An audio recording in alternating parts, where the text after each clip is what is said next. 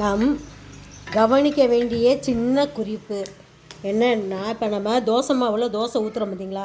இப்போ இந்த மாவு எடுக்கிறோம், தோசைக்கல்லில் ஊற்றுறோம். இப்படி ஊற்றி தோசையை பரப்பி விட்றோம்.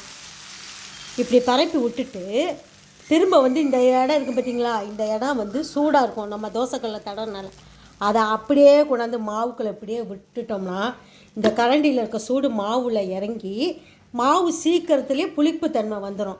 அதனால என்ன செய்யணும் தெரியுமா, தோசை ஊற்றினோடனே மாவை தோசைக்கல்லில் ஊற்றிட்டு இப்படி ஒரு கிண்ணத்தில் இப்படி வச்சுருங்க.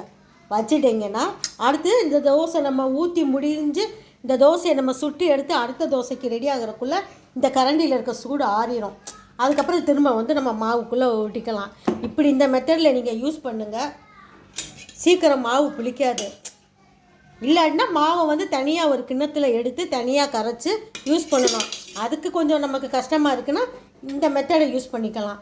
இது பிடிச்சிருந்தால் லைக் கொடுங்க, சப்ஸ்கிரைப் பண்ணுங்கள். நன்றி, வணக்கம்.